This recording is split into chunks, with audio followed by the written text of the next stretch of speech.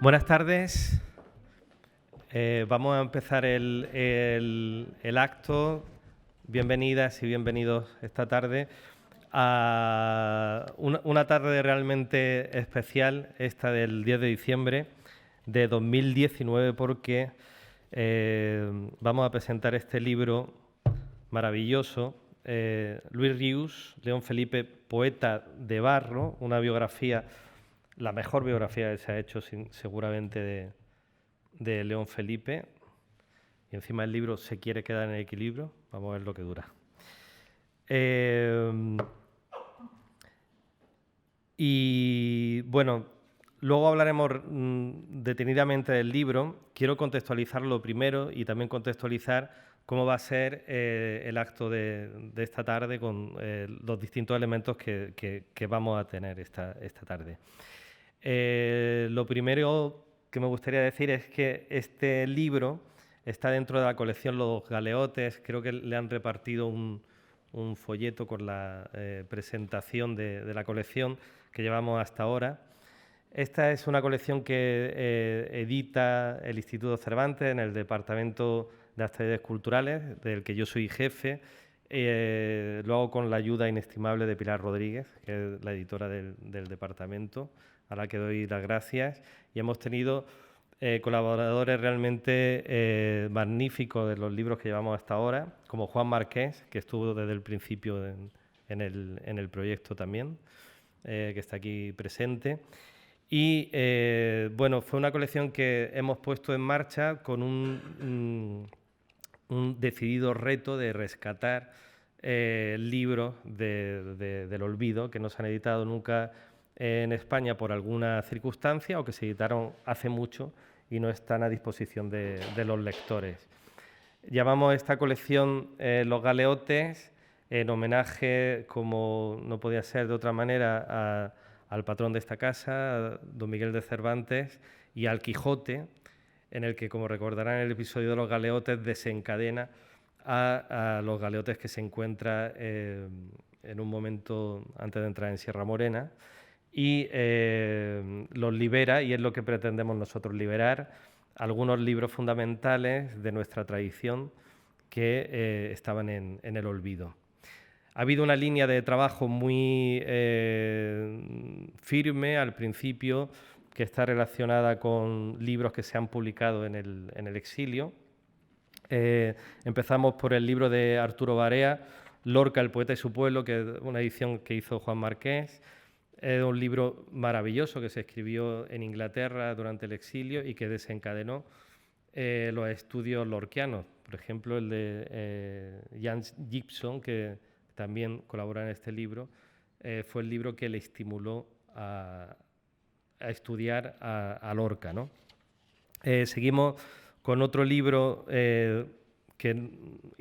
absolutamente inédito. Esta es una excepción dentro de la colección, que son las cartas entre Massaub y Dionisio Ridruejo, con un ensayo que es el verdadero libro excelente de Domingo Rodenas de Moya, en el que estudia esa relación maravillosa, que de alguna manera tiene que ver con el libro que presentamos esta tarde, entre Massaub desde México, exiliado, un hombre sin patria, que la había perdido, con otro por la que había luchado, Dionisio Ridruejo, que sí la había mantenido, ¿no? Y es como el principio de una reconciliación y un estado de conciencia nuevo en la historia de nuestro país. Esas cartas estaban absolutamente inéditas hasta la publicación en Los Galeotes.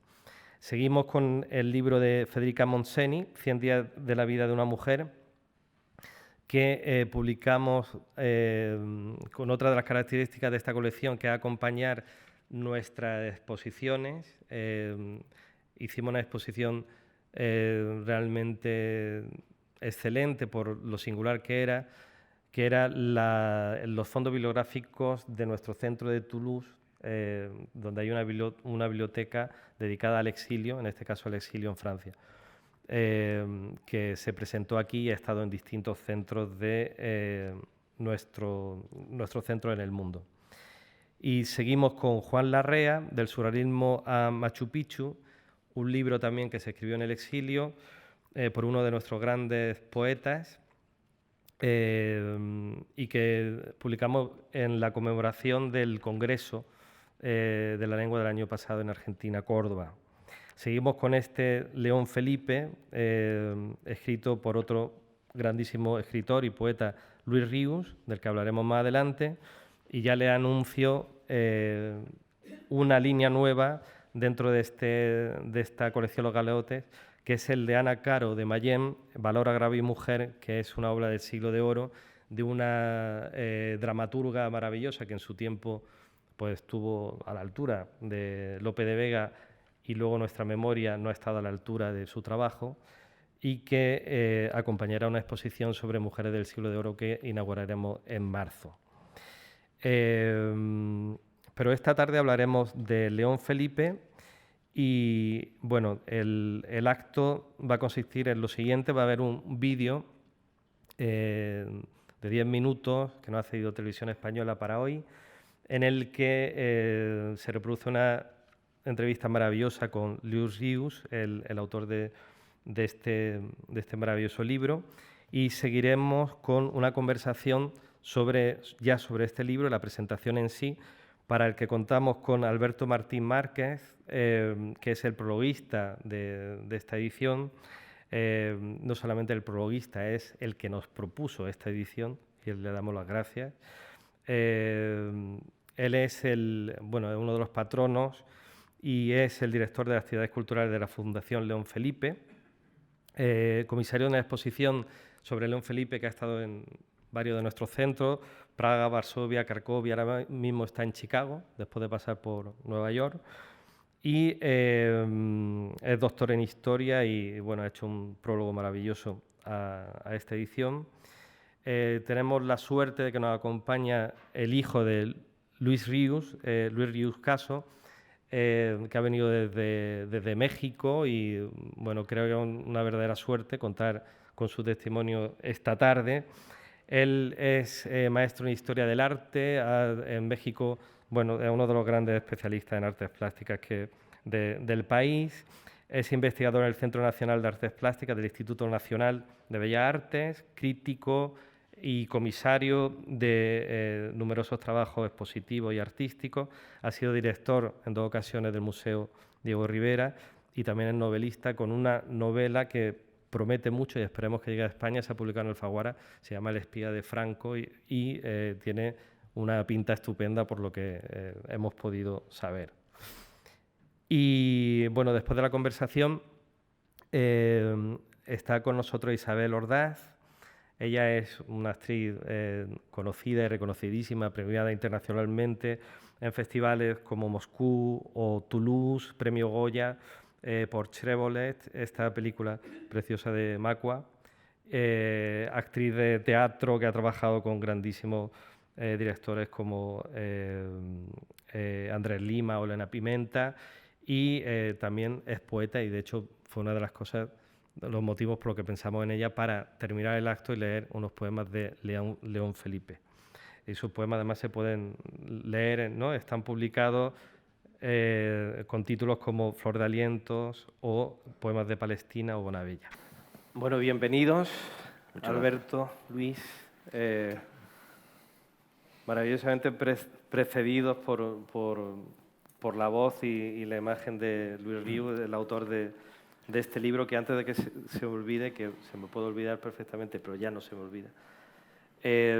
Me han preguntado antes por dónde se puede comprar el libro, y se puede comprar aquí arriba en una máquina expendedora de libros que tenemos en la planta 0. Y en la librería del BOE también, tanto en la web como en la librería misma que hay en Madrid. Pronto tendremos una distribuidora, yo espero que en enero, que pondrá los libros de esta colección en todas las librerías de España, en las mejores por lo menos, en las literarias estará. Me gustaría que tuviéramos una conversación para presentar tanto la figura de León Felipe como la de Luis Ríos y del propio libro, porque yo creo que este libro es un libro realmente extraordinario, primero porque el libro en sí mismo es una maravilla. O sea, si León Felipe no hubiera existido y y estuviéramos hablando de un personaje de ficción y leyéramos este libro, tanto por la manera en que está escrito, por los avatares que va contando del personaje que es León Felipe, ya sería un libro extraordinario, ¿no? Y luego nos encontramos con que realmente está hablando de un poeta que existió, que es este León Felipe, que, como decía Luis Rius, es un poeta que probablemente España va a recuperar y va a seguir recuperando, porque es un poeta de los que... Es un poeta que tiene tres tiempos, ¿no? Tiene el de su tiempo, tiene el poeta del presente y tiene el poeta que será en el futuro, porque su manera de entender la poesía y la escritura yo creo que tiene mucho que ver con lo que se está haciendo ahora en literatura y lo que se va a seguir haciendo, ¿no? Y luego por la particularidad que tiene León Felipe de ser un poeta profeta, ¿no? Un poeta que no se limita a, digamos, a dar una visión del mundo, sino que da una visión global, no la suya, sino una visión absolutamente global del mundo, de dimensiones casi bíblicas, como él decía, ¿no? Que las Biblias las hacen y deshacen los poetas, frente a los obispos que las deshacen y las secan, ¿no? Un poeta capaz de hacer Biblias, ¿no? Entonces, bueno, me gustaría que iniciáramos esta conversación primero con lo que queráis decir cada uno sobre León Felipe y Luis Rius, y yo iré rescatando algún tema que se quede suelto que podamos ir hablando. Quizás quieras decir tú algo primero de este vídeo, pero a lo mejor viendo hablar a tu padre otra vez. ¿Cómo no? Bueno, primero que nada, muchísimas gracias por la invitación. A los dos, a Pilar también, a todos ustedes es un gran honor y un gusto muy grande estar aquí. También con la familia, con el tío Carlos Navarro, que es genealogista de la familia, con Lola, con Fernando, con Soledad, con todos, y acompañados de mi padre. A mí me impresionó ahora mucho. Esta entrevista se la hacen cuando ya está enfermo, ya perdió el pelo a raíz de una quimioterapia, debe ser de las primeras que le aplican, y tuvo una mente muy lúcida durante toda su enfermedad. Entonces, aquí la evocación que hace de León Felipe, con toda calma y tranquilidad y con esta facilidad de palabra, contrasta con el temor que él tenía justo en esos momentos, porque no encontraba, él también era como León Felipe, un poco apegado a la realidad, pero también un espíritu flotante. Entonces estaba muy preocupado porque no encontraba las cintas magnetofónicas donde tenía grabado el testimonio de León Felipe, el que fundamenta el libro. Entonces nos decía, por favor acompáñenme al banco, porque en una de las cajas de seguridad, ahí llevo pagando una caja de seguridad desde hace muchos años, tienen que estar las cintas. Un día me decía, vamos, por favor. Yo, sí, vamos. No, mejor no. No querían enfrentarse al horror de que no estuvieran. Tarde o temprano se enfrentó a ese horror y no estaban las cintas de León Felipe. Entonces dijimos, bueno, pues qué barbaridad, bueno, papá, ya ni modo. Y de pronto mi hermana dijo, ¿cómo son? Ya las describió él. Y mi hermana le dijo, pero si están en el closet de mi cuarto, llevan ahí 25 años. Entonces, bueno, ya entró en paz y ya estuvo como que completo con León Felipe. Y pues escucharlo ha sido pues muy, muy emocionante. Este libro para él fue muy especial. Y él estaría honradísimo, feliz de estar aquí. Sería un momento culminante en su vida. Estaría muy honrado por él mismo como autor y por León Felipe, porque hacer este libro, que lo honró León Felipe al aceptarlo, bueno, al trabajar con él en las entrevistas y en todo, y al revisar el libro y al sugerir el título y todo, lo comprometía mucho con León Felipe, y al mismo tiempo el hecho de que haya resultado una publicación como la que finalmente se editó, pues fue un gusto muy grande para él, y esta secuela, esta reedición por parte del Instituto Cervantes, pues bueno, es una culminación. Yo estoy seguro que León Felipe también estaría muy contento.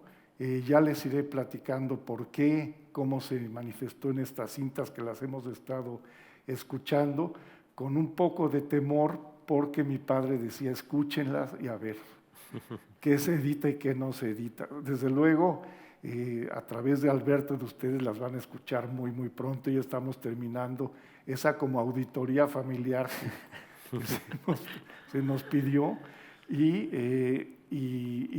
pues dan testimonio de esta alegría y de esta jovialidad con que trabajó León Felipe, y de mucho que quedó, todo quedó adentro, pero algunas notas quedaron fuera por la misma edición del libro, y bueno, creo que complementarán muy bien lo que se escribió, y el excelente prólogo de Alberto, que me gustó muchísimo. Es un gran prólogo. Muchas gracias.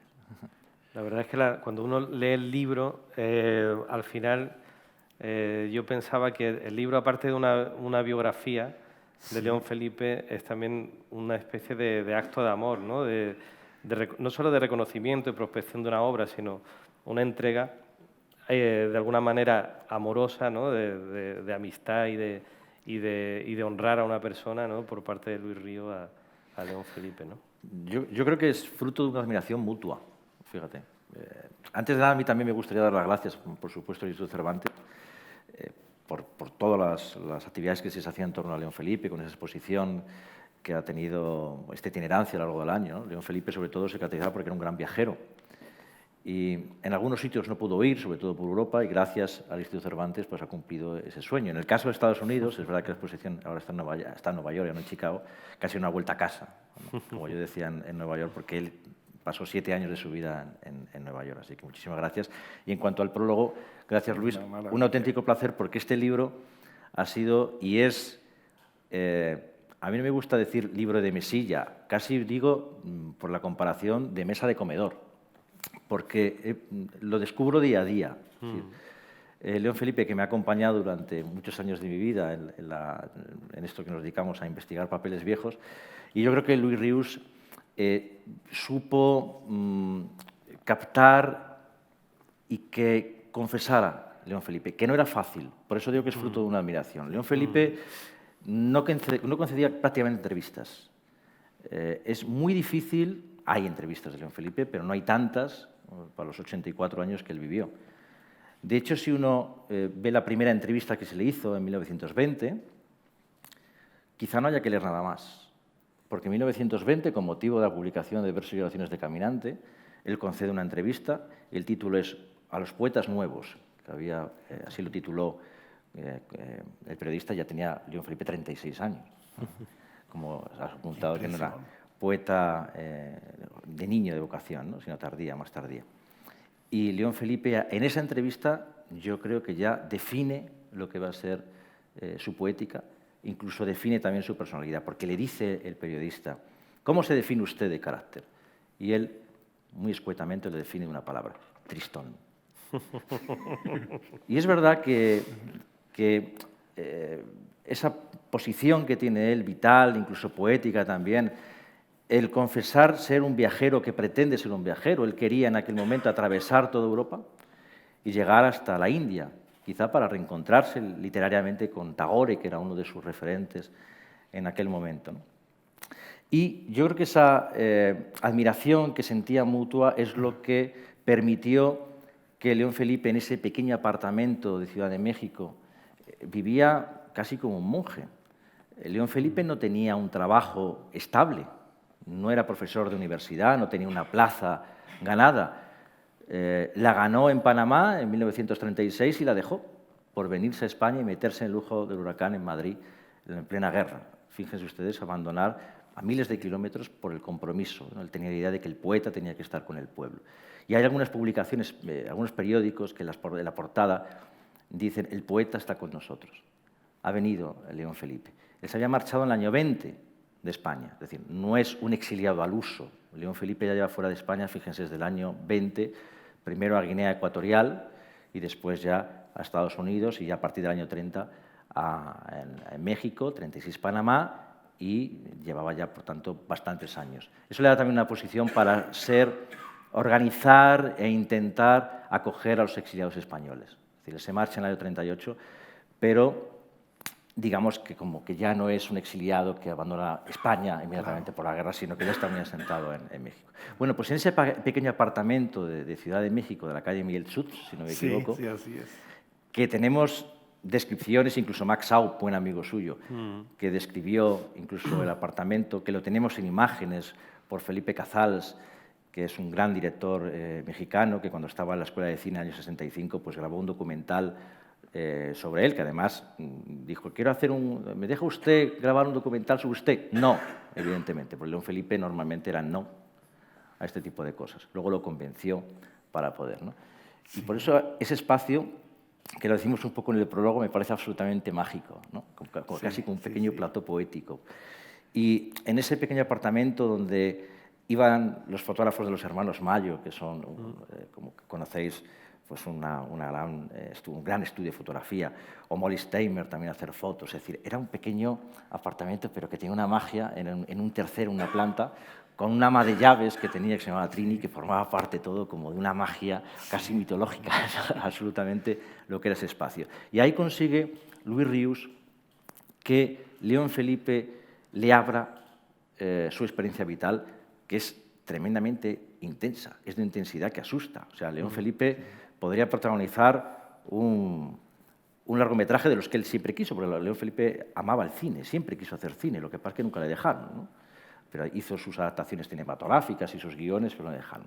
Y yo creo que, por tanto, que esa confesión es fruto de una admiración. Si no es Luis Rius, no hubiera, yo creo, que accedido a contar su experiencia, tanto su obra como su experiencia vital. Sí es cierto que muchas veces León Felipe se crea casi un personaje. Yo no sé ya si consciente o inconscientemente, fíjate, porque incluso de una forma muy temprana, de una manera muy temprana, en documentos oficiales, no estoy hablando de literatura, en documentos oficiales, a lo mejor año de nacimiento, y ponía uno que no tiene nada que ver con el suyo. Saben que León Felipe nació en un pueblecito de Zamora, ¿no? Tábara, escasos 20, 30 kilómetros de Zamora.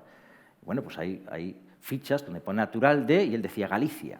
Es que le daba igual. Entonces, lo que dice tu padre es absolutamente cierto. Es decir, él vivía, como dice Museo Angelical, a 3 palmos del suelo, y la vida cotidiana pues le era bastante ajena, ¿no? Pero yo creo que también coincidía mucho con tu padre en ese aspecto.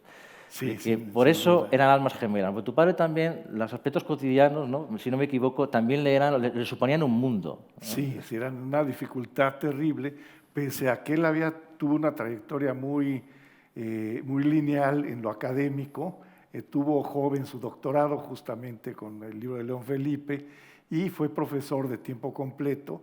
Entonces, eso lo resolvió muy bien en los términos de que se puede hacer en México en ese entonces, que era un país más o menos boyante. Entonces, mi padre con su plaza, bueno, le iba bien, nos sacó adelante, pero en otro tipo de cosas era completamente desapegado. Recuerdo alguna vez, justo cuando estaba enfermo, en uno de los momentos difíciles, una camilla, tuvo que salir en camilla, salieron corriendo los camilleros y él, rompieron un vidrio muy grande y se siguieron a la Cruz Roja. Y mi padre, ¿cuánto va a costar ese vidrio? Van a ser como 80,000 pesos. Entonces yo decía, no, pero si no era de diamante tampoco. Entonces me puse a averiguar y eran 800 pesos. O sea, sí era caro, pero bueno, no era para tanto. Le dije, me decía, no es posible, ¿estás seguro? Y puso a mis hermanas a averiguar también. Y bueno, y eso, él era muy, muy desapegado y eso lo compartía desde luego con León Felipe.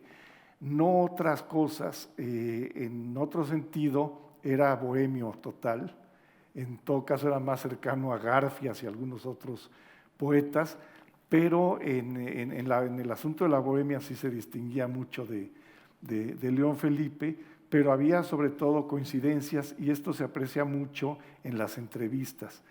En buena medida mi padre puede hablar con él de muchas cosas, tanto de el universo simbólico que dejó León Felipe en España, como de recuerdos en España de poetas y escritores españoles, como también esto me impresiona mucho, de la realidad española en esos años 60. León Felipe sabe mucho de Celaya, de Ángela Figueras, de toda esa generación, y mi padre también.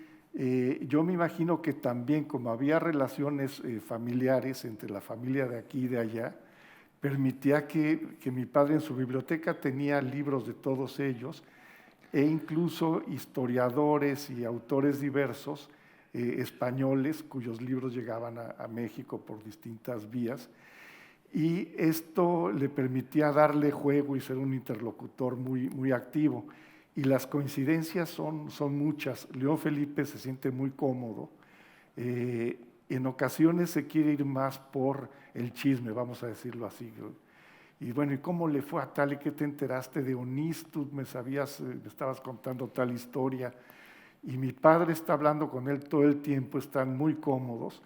Y de pronto mi padre lo tiene que ir encarrilando a los temas. Entonces, me habías dicho que te trató muy mal Juan Ramón. Eso te dije, sí, déjalo. No, es que ya empezamos con eso.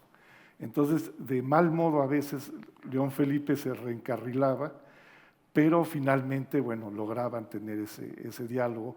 Y sí, hubo una amistad, una empatía muy profunda que se siente ahí. Hay una coincidencia, además, a mayores casi, cuando además tu padre lo dice en el vídeo, dice, León Felipe, citando a Maxau, muy buen amigo de León Felipe, ¿sí? León Felipe es una generación en sí mismo, ¿no? En sí mismo. ¿Dónde vamos a clasificar a León Felipe?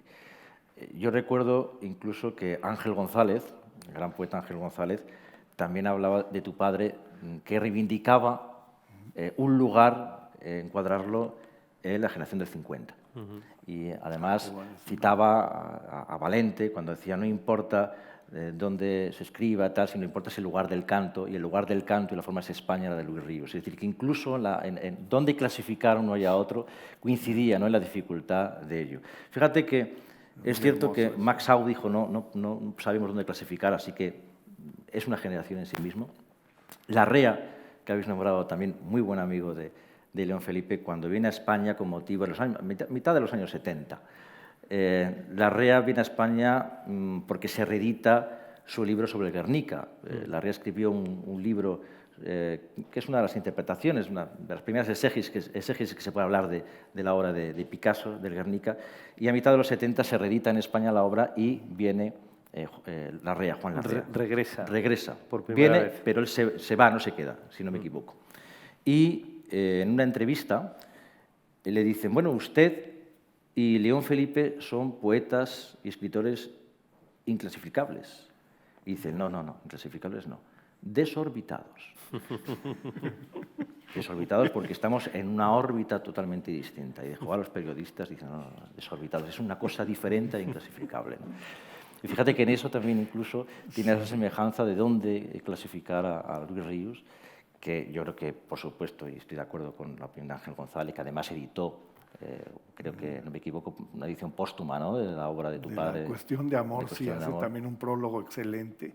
Sí, es maravilloso porque lo ubica en esta generación española y eso da una sensación como de un aterrizaje realmente afortunado, porque en efecto entre su generación mexicana no embona absolutamente en nada, si acaso en el acento existencialista de una época, con otros exiliados más o menos, pero me imagino que con ellos también pasó, que no tenían un lugar, estaban en órbita demasiado. Y de pronto ese prólogo de Ángel González lo ubica muy bien, yo lo siento perfectamente ajustado a eso, sin que sea una camisa de fuerza, le da tierra, pues yo siento. Porque que sí. Luis, tu padre se movía, con los poetas exiliados que se movía, Sí. Pedro García era un poco mayor que él, si no recuerdo mal, Pedro García nació en el 98,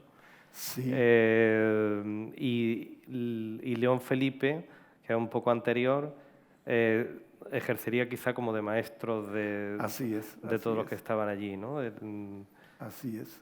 Sí, él realmente llega a México siendo muy niño, a los 9 años, y él pertenece a la segunda generación del exilio, o lo que se ha dado en llamar a los hispano-mexicanos, que son discípulos pues, de la rea de Maxau, de León Felipe, y que tienen una problemática muy particular, porque ya no tienen la nostalgia por una España que conocen de niños o que no conocen, y al mismo tiempo ha terminado la idea que entonces se tenía de que al terminar la Segunda Guerra Mundial regresaría a la República de España.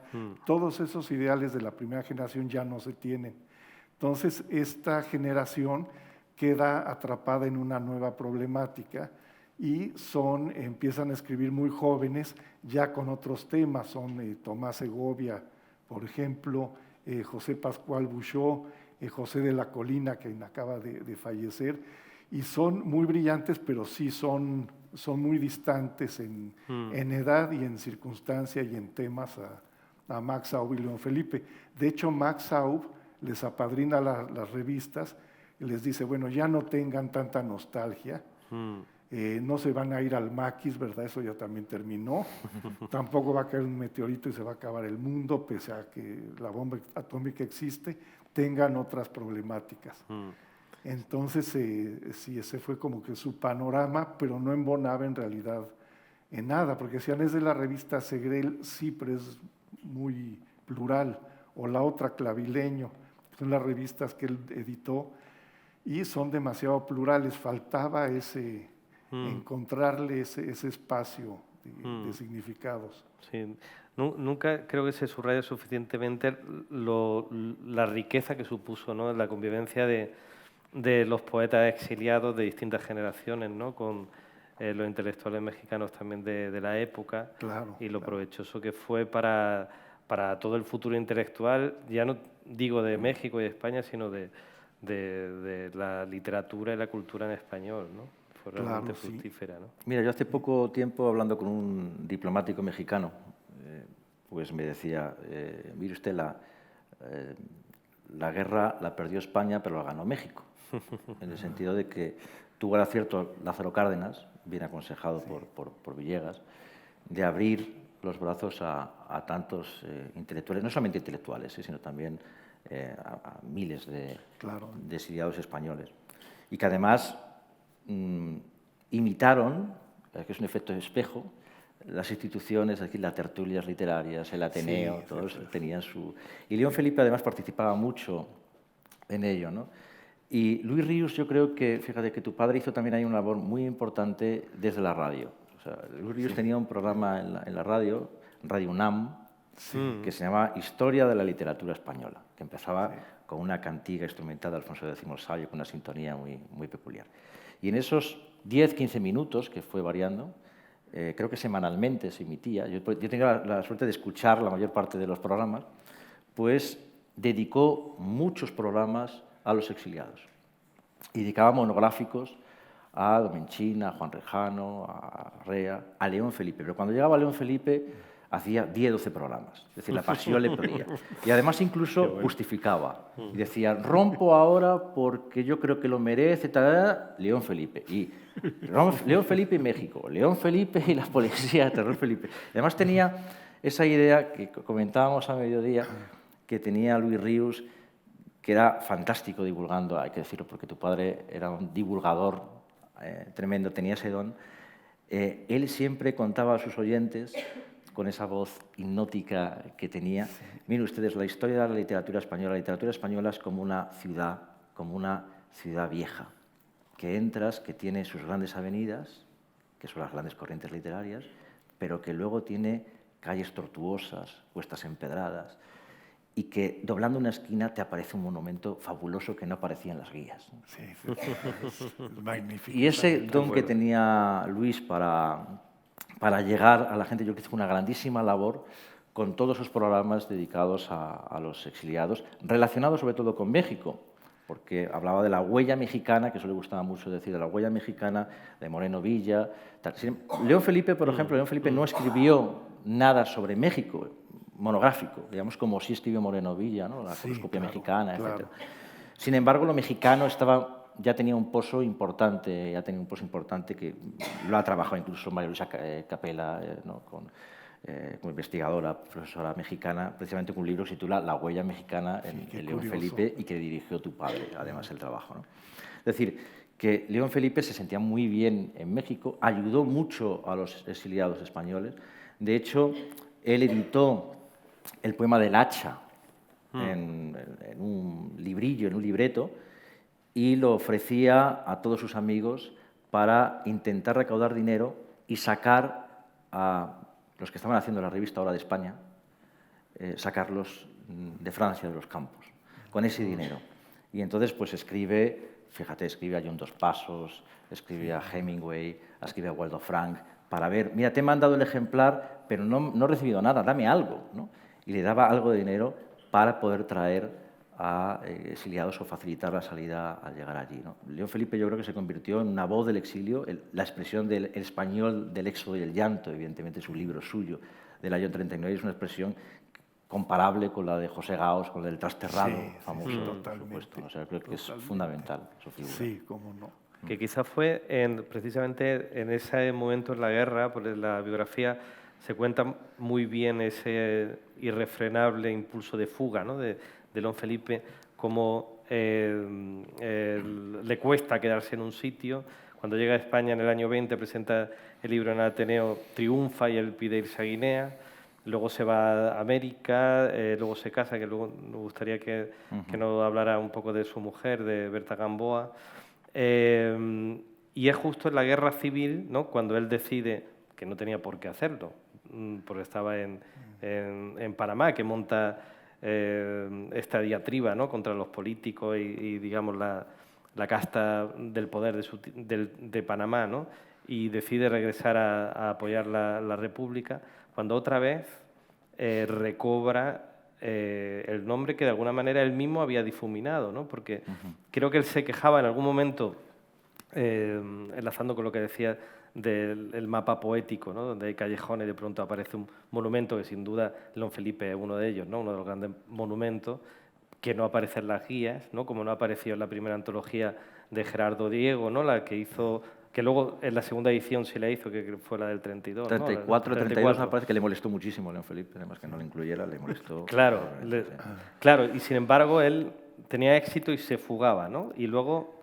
es en un momento comprometidísimo, que es el de la guerra, cuando vuelve y otra vez recupera, digo en España, la fama que merecía su obra, ¿no? Sí, es que León Felipe tiene una personalidad que yo creo que la ha definido muy bien tu padre en la intervención del programa de televisión, ¿no? León Felipe es una persona muy inquieta y un inconformista. O sea, tú lo has apuntado en el año 20, que cumple por fin el anhelo de publicar, que logra su banquete literario. Antaño no eras nadie si no tenías tu banquete literario, que era el reconocimiento del gremio, ¿no? Además asiste Valle Inclán a ese banquete en el año 20 y decide marcharse. Y se va.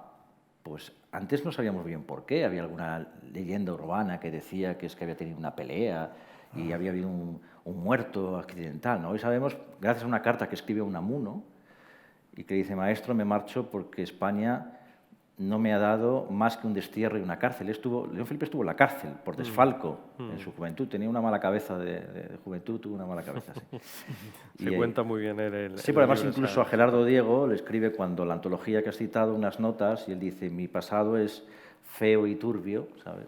Él mismo se avergonzaba un poco de ello, ¿no? Pero se escapa. Y hoy sabemos que por esa carta de Unamuno se escapa por despecho, porque él pidió una beca al gobierno español para estudiar lo que hablábamos antes de la lírica europea y atravesar toda Europa y estudiar... Esto después de la presentación que hizo. Sí. Y decide marcharse. Y dice: ¿dónde me voy? A Guinea.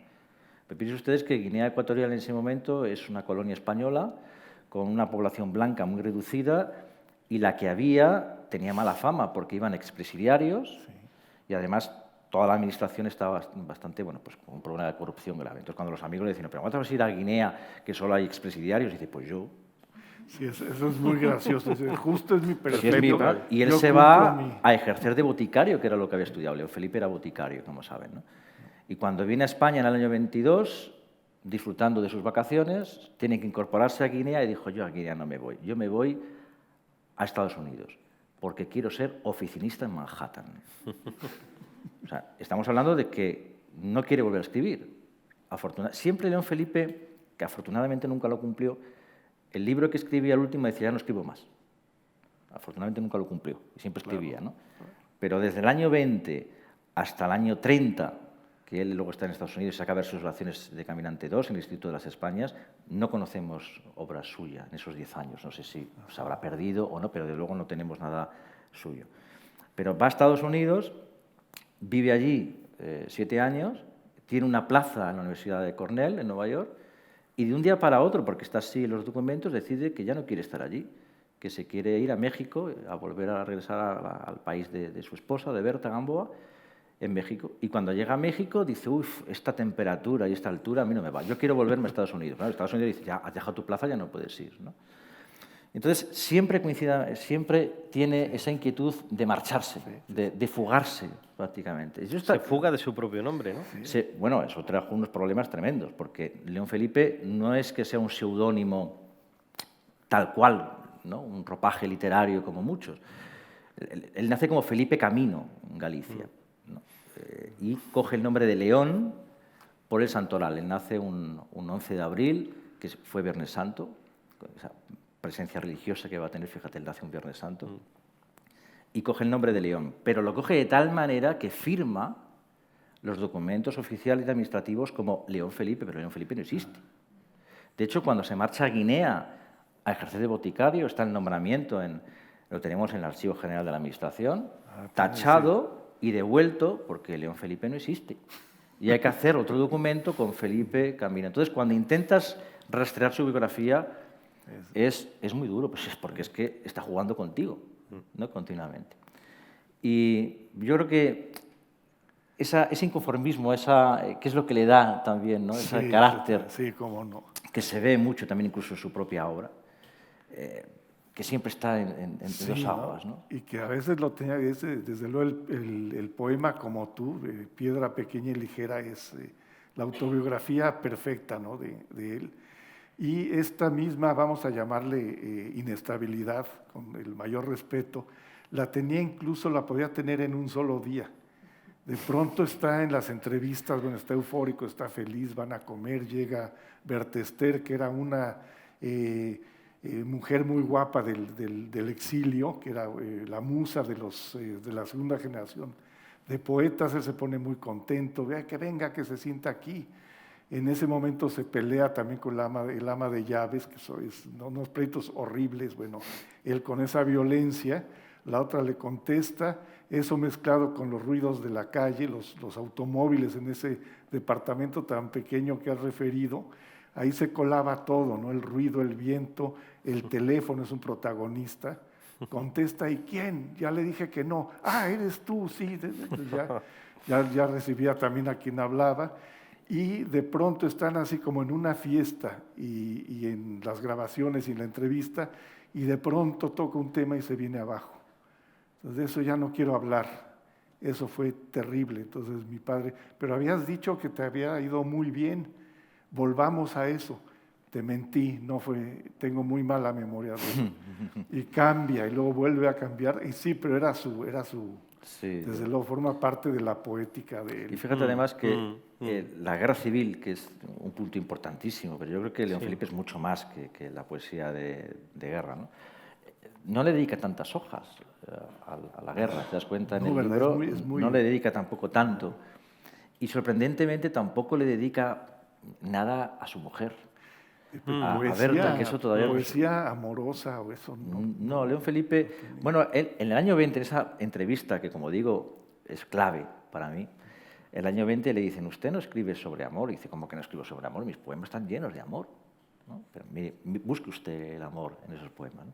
Pero me sorprende mucho que prácticamente pase de puntillas en esas confesiones con tu padre a quien fue el gran soporte de su vida, que fue Berta Gamboa, que fue su mujer. Porque Berta Gamboa, yo creo que hay 3 aspectos para mí fundamentales que suponen su relación con Berta. Primero, que es su soporte vital. O sea, Berta es la que lo sujeta al suelo, porque, como decía tu padre, vivía 3 palmos por encima, y Berta es quien le lleva las cosas cotidianas, incluso le llevaba la correspondencia. Berta escribe a editores o a compañeros escritores diciéndole, mira, mándale esto a León, y siempre ponía la coletilla, no le digas a León que te he escrito, ¿no? Porque le llevaba las cosas. En segundo lugar, Berta es hija de un pastor protestante, además de Conrado Gamboa, que es casi uno de los introductores del bautismo, de la Iglesia Batista en México. Con lo cual, ella se educa en esa familia protestante y eso le da una lectura de la Biblia a León Felipe, de cristianismo liberal, le abre una lectura que no tenía en su educación católica y que se ve reflejada de una manera ese pozo utópico, humanista, religioso. El uso del versículo fundamental en León Felipe le viene, sobre todo, de su relación con Berta. Y en tercer lugar, porque León Felipe, sobre todo, vivía de las traducciones. Era un traductor, como se dedicaron muchos exiliados a traducir. Pero es que hoy sabemos que Berta, que era profesora de inglés, quien traducía realmente era Berta. Y León le daba la forma más literaria. Están incluso las cartas que se conservan en la Universidad de Estados Unidos, la correspondencia con Waldo Frank, que fue uno de los grandes a los que tradujo. Y Berta le dice, me estoy ganando el sueldo porque llevo 8 horas diarias con este libro, estas son las dudas gramaticales, ¿no? Y le dice, y Berta, sin embargo, nunca firmó nada. Es decir, que a mí me parece que Berta, aparte de ser un personaje fascinante que a mí ahora me interesa mucho, ¿no? Porque estoy muy metido con ella en una investigación, yo creo que hay que jugar siempre con esas grandes parejas de Zenobia Camprubí, Juan Ramón Jiménez, Márgara Villegas o Robles, Ilsa Kulsak con Arturo Barea, y yo diría Berta Gamboa con León Felipe, absolutamente. ¿Berta era autora también? Berta era una especialista en novela de la Revolución Mexicana. Es decir, ella fue una gran investigadora de la novela de la Revolución. No llegó a acabar por su enfermedad. Ella muere 10 años antes que León Felipe. No llega a acabar su obra. Se publica luego, además trajo algunos problemas porque con quien lo hacía la solapó, casi dijo que lo había hecho él cuando Berta llevaba todo ese trabajo hecho. Y había hecho incluso su tesis doctoral también, pero sobre todo especialista en la historia de la novela de la Revolución y también en algo que comentábamos antes, daba cursos y seminarios sobre folclore mexicano. Sabía mucho de danza y de música. Sí, debe haber de ella en el Instituto de Investigación de Danza. Es posible que haya algo porque hay mucho de Nelly Campobello. Que es amiga suya, además se conservan los libros dedicados de Nelly a Berta. Mira, ahí puede haber, porque es un enigma, ¿verdad? No hay información sobre Berta casi. Prácticamente la familiar y lo que le pasa mucho a estas mujeres que están detrás, ¿no? De un gran hombre, pero hay una grandísima mujer detrás y yo creo que bueno, es que es un derecho reivindicar esas aquí figuras, ¿no? Subrayamos el nombre de Berta Gamboa, a ver si abre el interés por esta figura y esperamos lo que investigue sobre ella para... Sí, además con ese nombre que como te comentas tiene nombre de novela, ¿no? Berta Gamboa, es que ya de por sí ya te dan ganas de desarrollar, ¿no? Pero es fascinante, yo creo que además, como dice Ilsa en Telefónica, que además se ha reeditado, ¿no? Que cuando viene a España durante la guerra pues se tuvo que comprar la ropa que gustaba poco a los hombres y unas buenas zapatillas, ¿no? Para patear todo. Yo creo que Berta es de ese mismo estilo, como Teresa de León cuando cuenta en Memoria Melancolía, ¿no? Me tuve que terciar el manto, y habla siempre, terciar el manto cuando saqué los cuadros del Museo del Prado, cuando le di la bofetada casi a Miguel Hernández, ¿no? Porque también ella estuvo en la Guerra Civil, aquí ella participó, ¿no? Participó, vino un poquito más tarde que León, y Berta, con su dominio del inglés, entró a trabajar en la oficina extranjera, fue traductora, y bueno, pues amiga, y además se mantiene la correspondencia con John Dos Passos, con Hemingway. Está en primerísima. Por supuesto. Y hizo incluso alguna crónica periodística de la guerra. También, algunas. Hay un texto fantástico que escribe con unos prisioneros, con los moros, que tenían esa fama de violentos durante la guerra, esa leyenda, y ella se mete en un interrogatorio. Incluso uno de ellos, para sonreír, le levanta el puño y Berta pues, le recrimina y dice no levantes el que no sabes lo que significa. Es un texto muy potente de Berta. Yo creo que es un personaje que abre muchas vías de investigación. Volviendo a León Felipe, hablando de esa fuga suya, ¿no?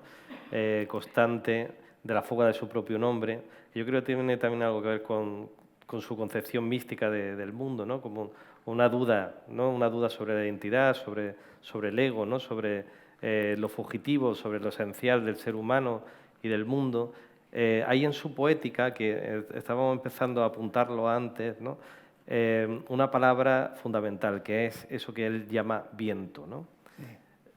¿Nos podéis decir algo de esto, de este viento? Me parece fascinante porque el viento es una forma en que él evoca al destino, o esa palabra que no sabe él si viene del cielo de afuera o de su propio ser, ese yo otro o yo personal que quién sabe quién sea y que nunca acaba él por descubrir, y que en los momentos clave se le revela y le dice, tienes que hacer esto. Él contaba, ¿no?, que de pronto, en alguna situación muy difícil, pensó en el suicidio y de pronto apareció esa voz o ese viento y le dijo, todavía no es momento.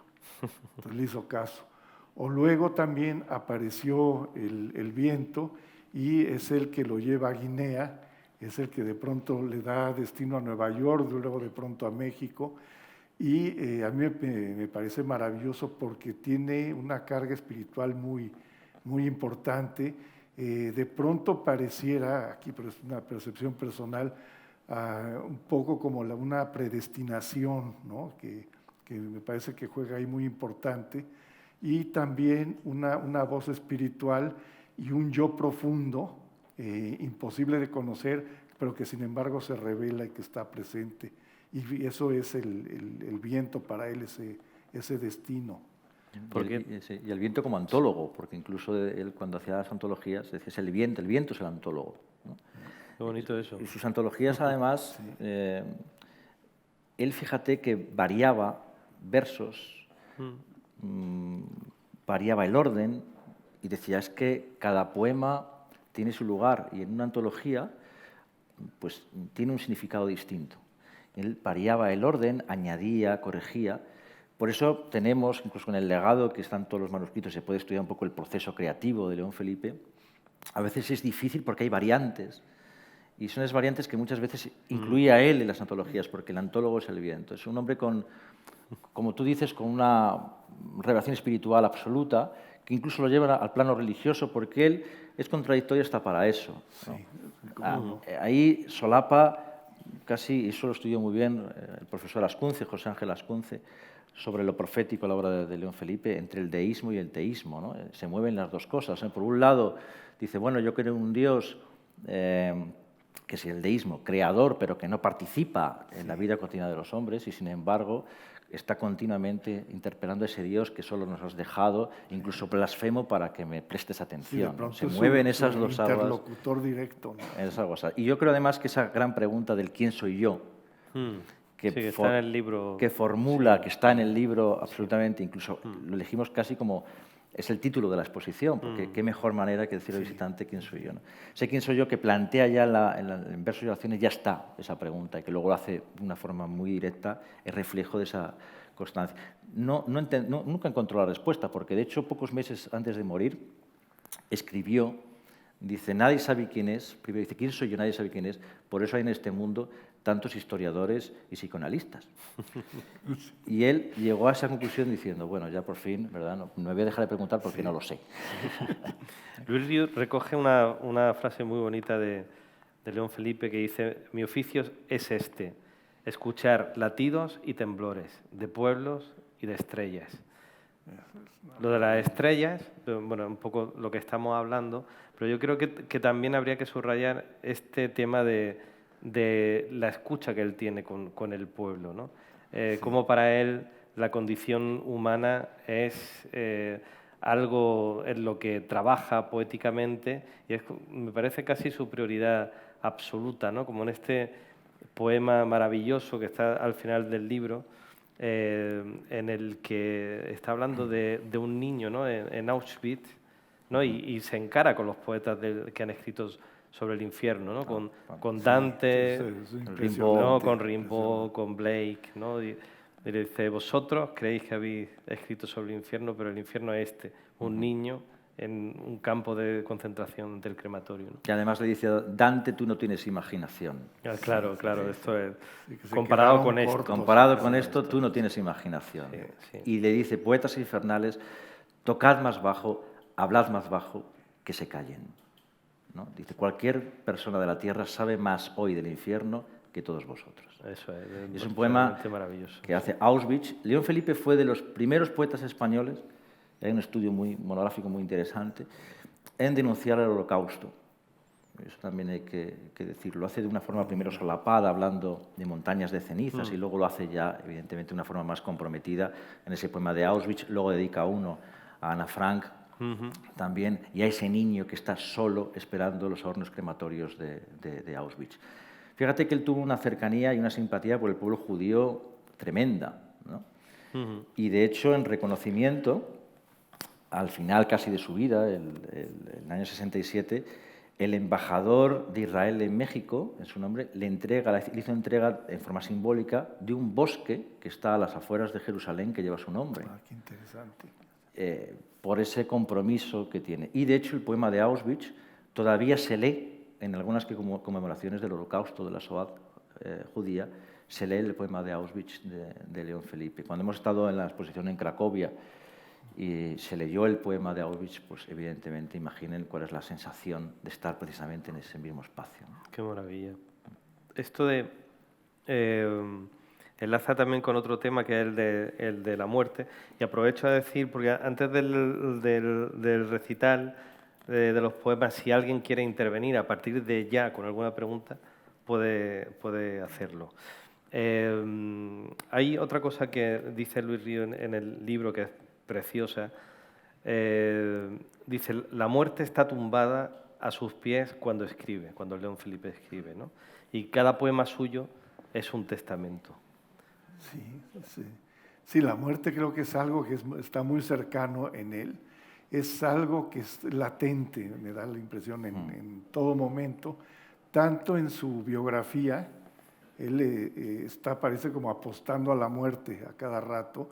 De hecho, su aventura personal es retando a la muerte en todo este trayecto tan tardío que va teniendo en todo, que es algo impresionante. Empieza a escribir muy tarde, se va a Guinea pues ya no joven, a México, a Nueva York ya no joven, todo el tiempo está con la muerte a cuestas y por supuesto en su poesía.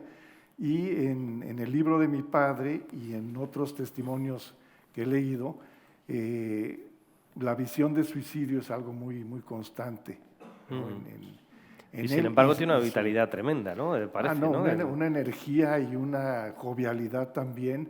En lo que lo he escuchado, por ejemplo, la amargura, que es algo que lo caracteriza junto con esa violencia personal que tenía, yo le he visto muy poco. Era muy jovial, le gustaba mucho, disfrutaba mucho las cosas, la comida, la compañía, la amistad, salir a pasear de pronto era algo fundamental para él. Y sin embargo, pues en todo él es polarizado. Y sin embargo la muerte es una constante que está ahí desde luego. Y además cuando murió Berta, él se sume en una profunda depresión. Él ya la tenía porque empezó en los años 50 a pensar que no había sido, además él llega a decir, él rompe muchos manuscritos, dicen, yo no he sido un poeta ni un escritor, he sido un periodista que he escribido sobre la época que me ha tocado vivir. Y además que fue un grandísimo defensor de la paz, esto no sentía que era como predicar en el desierto. Y eso le empieza a provocar una depresión que se agudiza sobremanera con la muerte de Berta. Y tanto fue así que corrió el rumor en el año 59 de que León Felipe había muerto. Y el que se encargó en España de desmentirlo fue precisamente Camilo José Cela, que se había carteado con un artículo escrito que precisamente se titula León Felipe no ha muerto, ¿no? Pero es verdad que era un hombre muy, muy vital. Yo recuerdo que no hace tanto me contaba Fernanda Navarro, que fue por decirlo de una manera, su secretaria personal en los últimos meses, ¿no? Fernanda Navarro la había conocido durante el rodaje de Felipe Cazals, del documental, del cortometraje, y León Felipe admiraba a León Felipe, y León Felipe le decía siempre, ven a verme porque yo estoy muy solo, ¿no? Y dejó las clases, Fernanda, para ir a visitar a León. Y se justificaba a sus padres diciéndole, la universidad va a estar siempre ahí, pero León no, ¿no? Y Fernanda me comentaba diciendo, recuerdo esos paseos por la Casa del Lago, por Chapultepec, donde León Felipe se inventaba diálogos con Cervantes y con Shakespeare. Qué bueno. Y él mismo cambiaba la voz. Eres un cruel, no soy un cruel, dice Fernando Navarro. Eso, ir con él era tremendo porque se inventaba unos diálogos. No, porque él tiene versiones sobre Macbeth, sobre... Sí, ¿no? Macbeth, sobre Otelo. Bueno, versiones. Él los llamaba paráfrasis, que eran las traducciones, pero claro, él las adaptaba, pero era muy libre, excesivamente libre traduciendo. Eso le sacaba a Borges de sus casillas diciendo, pero este hombre, ¿qué hace? Se está inventando todo. Pero fíjense ustedes que... Eso fue, claro, lo criticó Borges. Sí. Noche de Reyes, él le puso el nombre de No es cordero, que es cordera. Otelo o El pañuelo encantado. Macbeth o El asesino del sueño. Entonces, claro, pero ¿y esto? Luego, sin embargo, hay una investigadora en la Universidad de Sevilla que está trabajando mucho sobre sus traducciones de Shakespeare, hace incluso una adaptación de Hamlet. Dice, yo creo que era más fiel al original de lo que él creía. Y ahora está más de moda las paráfrasis libres completamente. Sí. Eso Borges lo llevaba, le criticó muchísimo. Quizá porque muchos expertos también en Borges dicen, claro, criticaba porque Borges también hace un poco parecido. Entonces era ese aspecto, ¿no? Pero Shakespeare siempre fue un referente. León Felipe, cuando está de joven estudiando farmacia aquí en Madrid, siempre cuenta que llegó al teatro, siempre iba al teatro, y un día pues vio una representación que eso era otra cosa, absolutamente, y era el Hamlet de Shakespeare. Tanto le impactó que durante muchos años, confesado por él, llevaba en el bolsillo de la gabardina una edición de Macpherson, de esas baratas, rústica, del Hamlet de Shakespeare, ¿no? Fíjate si le impactó. Luego incluso hubo un intento de llevar al teatro Macbeth por Núria Espert y Paco Raval, que se conserva la correspondencia con Paco Raval pidiendo permiso a León Felipe. Luego el proyecto ya fue casi post-mortem, en el año 71, con Luis Buñuel de director. Pero salió en la prensa que Luis Buñuel iba a dirigir eso y Luis Buñuel, que también era como era, pues dijo, ya no lo hago. Y no lo hizo y se quedó ahí perdiendo. Pero Shakespeare, por supuesto, era uno de los grandes referentes junto con Cervantes. Qué maravilla. ¿Alguna pregunta en el público? Mientras alguien se lo piensa, yo querría proponerte a ti que le preguntara algo, la pregunta que te gustaría hacerle a Luis sobre su padre, una pregunta que te hayas quedado ahí en el... ¿Sobre su padre? Sí, sobre su padre. ¿Qué le preguntarías sobre su padre? Yo le preguntaría, porque a lo mejor estoy equivocado, ¿no? Pero leyendo la poesía de tu padre y sobre todo, si tu padre, no literariamente, sino vitalmente, era un gran nostálgico. Sí, era. Absolutamente. Pero yo creo que en eso empatiza muy bien con León Felipe. Sí, era un gran nostálgico que se refería a un pasado que siempre fue mejor y refería a ese pasado mejor diciendo tampoco fue tan bueno. Era un nostálgico pesimista, existencialista, que también tuvo entre sus temas el problema identitario de la identidad del quién soy yo y qué hago aquí, versos en los que se refiere a no, iba a otro mundo, lo desvió el viento. Yo creo que ahí tiene conexiones con León Felipe muy claras y su poesía está involucrada con la nostalgia propia y genética, diría yo. Por ejemplo, España aparece mucho en su poesía, pero es una nostalgia que él ve a través de mis abuelos, a través de las canciones de mi abuelo que las compone, canciones manchegas de la Mancha Alta que compone en México con una grabadora. Entonces todo el tiempo es esa poética. Mi abuelo quedó muy traumado de la guerra civil, el padre de mi padre, que también se llamaba Luis, y entonces compuso villancicos y canciones en las cuales, en muchas de ellas, las aves suplen a los hombres, porque dicen, no se puede ya trabajar con los hombres, y las aves se cuidan en las canciones de los hombres. Entonces es una poética con la cual él enfrenta la tragedia del exilio, y mi padre bebe mucho de esa poética y deviene en una nostalgia.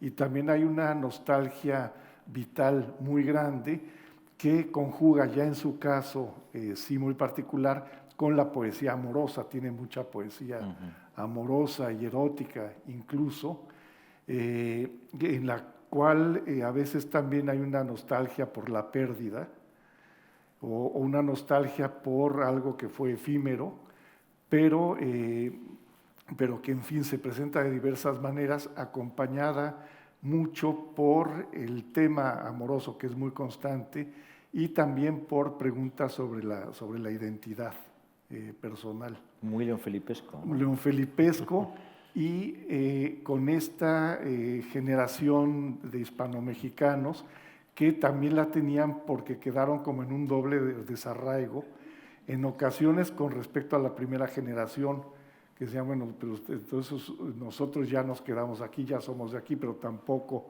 somos de aquí, entonces, ¿qué pasa con nosotros? Entonces, en un principio sí es leonfelipesca, y tiene mucho también que ver con la filosofía existencialista con la que él crece y con la que cultiva su grupo de amigos, de filósofos y de universitarios. Pero es muy patente digamos, la conexión entre ellos. Sí.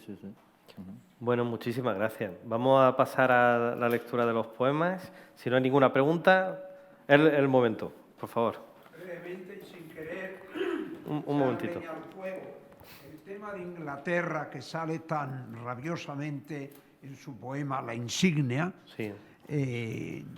se reitera luego, efectivamente, ediciones de La insignia más pequeñas, pero es una constante y os hablo como especialistas que sois en el poeta, es una constante luego en toda su producción, o se le pasa esa especie de anglofobia rabiosísima a través de su entrañable abrazo con Hispanoamérica. Bueno, es verdad que a Inglaterra, sobre todo en ese periodo de guerra, la tiene, además la llama esa raposa, efectivamente. Bueno, yo creo que eso forma parte de su poesía de guerra, una poesía que además él mismo dice que no le daba tiempo ni a corregir, porque no importaba corregirla ni hacerlo, sino enviarla rápidamente porque le importaba era el mensaje, ¿no? La poesía, yo antes lo he comentado un poco cuando hablábamos, ¿no? Que León Felipe es mucho más que la poesía de la guerra, porque además la poesía y el hombre y el poeta, en el caso de León Felipe es que se puede seguir perfectamente. León Felipe lo dice muchas veces, ¿no? En eso es un poco Walt Whitman cuando decía quien toca este libro toca a un hombre, ¿no? Pues León Felipe dice en mi casa, poeta y hombre comen de la misma cuchara, ¿no? Se puede seguir perfectamente. Entonces, yo creo que esa fobia por lo inglés luego la va a cambiar por Estados Unidos, porque en los años 50 él dirige un periódico que se titula España y la Paz, que es un periódico que poca gente, no es muy conocido, ¿no? España y la Paz.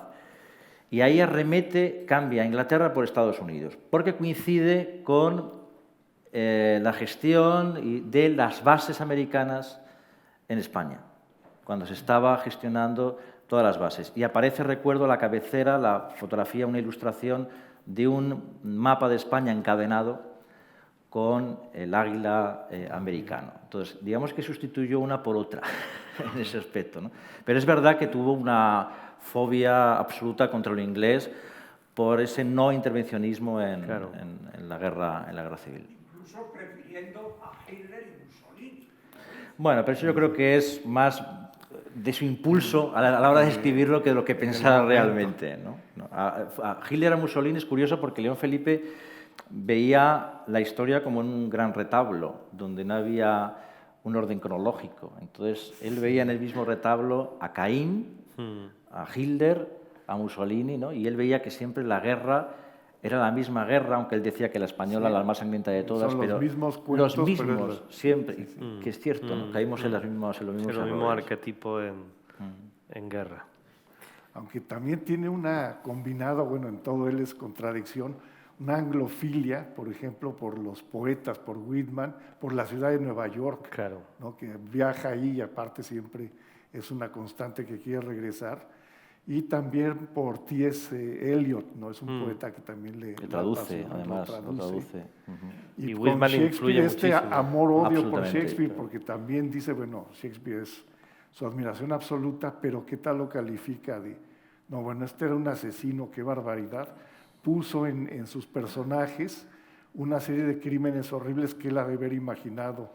Es decir, tiene esta ambigüedad. Muy Dice, curiosa. Whitman fue una influencia tremenda. Yo creo que cuando en el 30 cambia un poco su poesía respecto al 20, es la influencia que tiene, que además le abre las puertas, siempre se dice, que a Lorca, Federico García Lorca, cuando llega en el año 29 a Nueva York, que le está esperando junto con otro grupo de amigos, es León Felipe. Lo cuenta. Y precisamente hay un intercambio ahí muy interesante.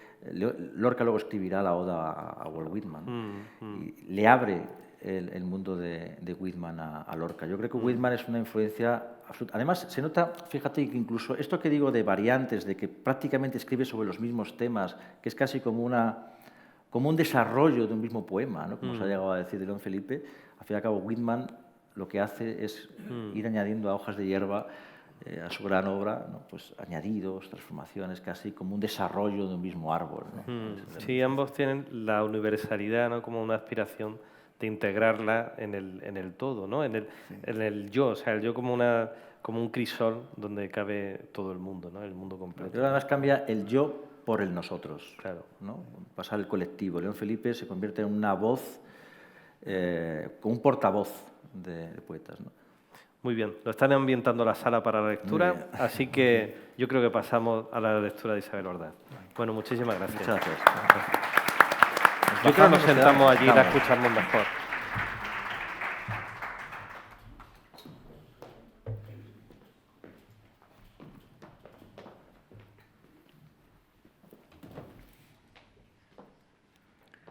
Buenas tardes.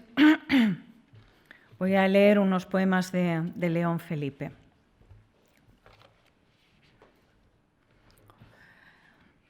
Pie para el niño de Vallecas, de Velázquez. Vacía, yelmo, halo. Este es el orden, Sancho. De aquí no se va nadie. Mientras esta cabeza rota del niño de Vallecas exista, de aquí no se va nadie. Nadie. Ni el místico, ni el suicida. Antes hay que deshacer este entuerto. Antes hay que resolver este enigma. Y hay que resolverlo entre todos. Y hay que resolverlo sin cobardías, sin huir con unas alas de percalina o haciendo un agujero en la tarima. De aquí no se va nadie. Nadie, ni el místico, ni el suicida. Y es inútil, inútil toda huida, ni por abajo, ni por arriba. Se vuelve siempre, siempre, hasta que un día, un buen día, el yelmo de Mambrino, halo ya, no yelmo, ni vacía, se acomode a las sienes de Sancho y a las tuyas y a las mías, como pintiparado, como hecho a la medida. Entonces nos iremos todos por las bambalinas, tú y yo y Sancho y el niño de Vallecas, y el místico y el suicida.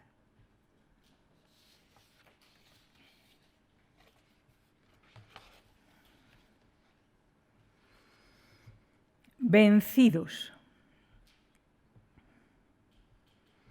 Por la manchega llanura se vuelve a ver la figura de Don Quijote pasar. Y ahora ociosa y abollada va en el rucio la armadura, y va ocioso el caballero, sin peto y sin espaldar, va cargado de amargura, que allá encontró sepultura, su amoroso batallar. Va cargado de amargura, que allá quedó su ventura, en la playa de Barcino, frente al mar. Por la manchega llanura se vuelve a ver la figura de Don Quijote pasar. Va cargado de amargura, va vencido el caballero de retorno a su lugar. ¿Cuántas veces, Don Quijote, por esa misma llanura, en horas de desaliento, así te miro pasar? ¿Y cuántas veces te grito, hazme un sitio en tu montura y llévame a tu lugar? Hazme un sitio en tu montura, caballero derrotado. Hazme un sitio en tu montura, que yo también voy cargado de amargura y no puedo batallar. Ponme a la grupa contigo, caballero del honor. Ponme a la grupa contigo y llévame a ser contigo pastor. Por la manchega llanura se vuelve a ver la figura de Don Quijote pasar.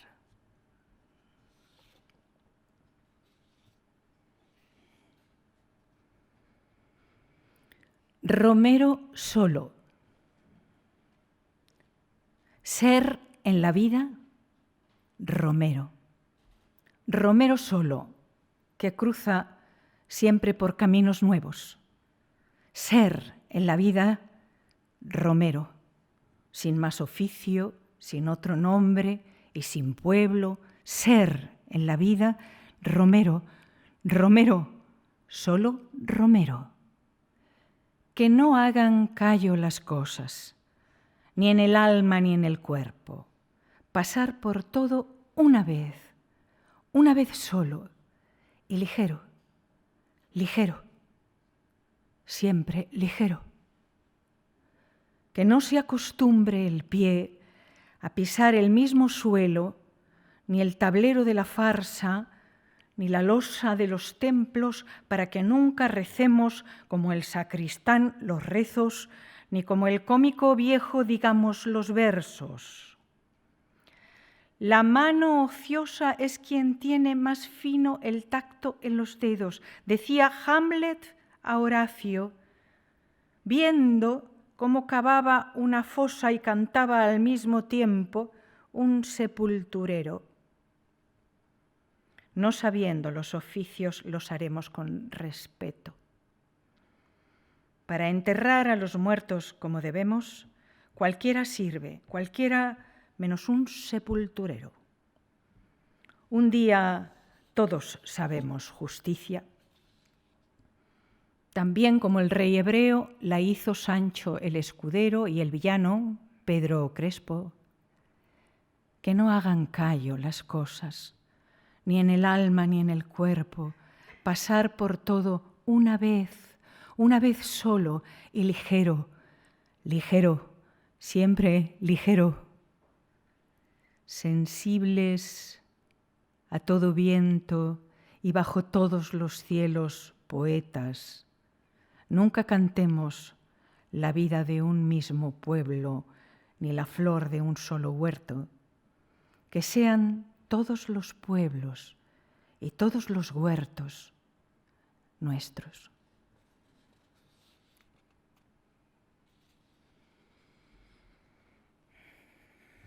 como tú. Así es mi vida, piedra, como tú,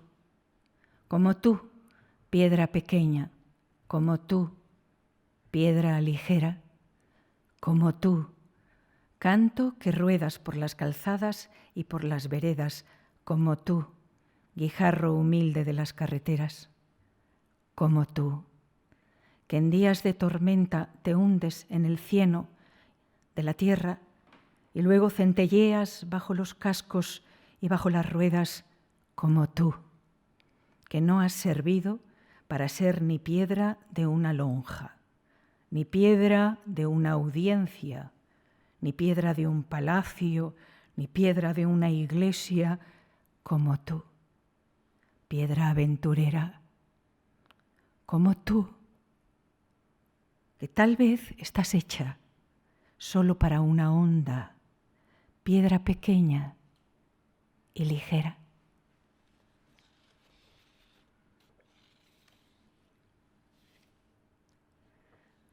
Piedra de sal. Tú estabas dormida como el agua que duerme en la alberca y yo llegué a ti como llega hasta el agua que duerme la piedra. Turbé tu remanso y en ondas de amor te quebraste, como en ondas el agua que duerme se quiebra cuando llega a turbar su remanso dormida la piedra. Piedra fui para ti, piedra soy y piedra quiero ser, pero piedra blanda de sal que al llegar a ti se disuelva y en tu cuerpo se quede y sea como una levadura de tu carne y como el hierro de la sangre en tus venas y en tu alma deje una sed infinita de amarlo todo y una sed de belleza insaciable, eterna.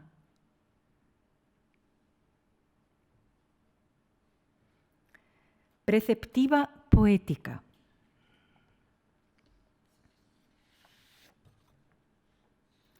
Poesía, poesía. Tristeza honda y ambición del alma. ¿Cuándo te darás a todos, al príncipe y al paria, a todos, sin ritmo y sin palabras? Deshaced ese verso, quitadle los caireles de la rima, el metro, la cadencia y hasta la idea misma, aventad las palabras. Y si después queda algo todavía, eso será la poesía. Más bajo, poetas, más bajo. Hablad más bajo, no gritéis tanto, no lloréis tan alto. Si para quejaros acercáis la bocina a vuestros labios, parecerá vuestro llanto como el de las plañideras mercenario. ¿Y si el verso, poetas cortesanos, si el verso como el hombre no fuese de cristal sino de barro? Poeta, ni de tu corazón, ni de tu pensamiento, ni del horno divino de Vulcano han salido tus alas. Entre todos los hombres las labraron y entre todos los hombres en los huesos de tus costillas las hincaron. La mano más humilde te ha clavado un ensueño, una pluma de amor en el costado. Y por último, la palabra. Pero, ¿qué están hablando esos poetas de ahí, de la palabra? Siempre en discusiones de modisto, que si desceñida o apretada, que si la túnica o que si la casaca. La palabra es un ladrillo. ¿Me oísteis? ¿Me ha oído usted, señor arcipreste? Un ladrillo. El ladrillo para levantar la torre. Y la torre tiene que ser alta, alta, alta, hasta que no puede ser más alta, hasta que llegue a la última cornisa de la última ventana del último sol, y no puede ser más alta, hasta que ya entonces no quede más que un ladrillo solo, el último ladrillo, la última palabra, para tirárselo a Dios, con la fuerza de la blasfemia o de la plegaria, y romperle la frente, a ver si dentro de su cráneo está la luz o está la nada.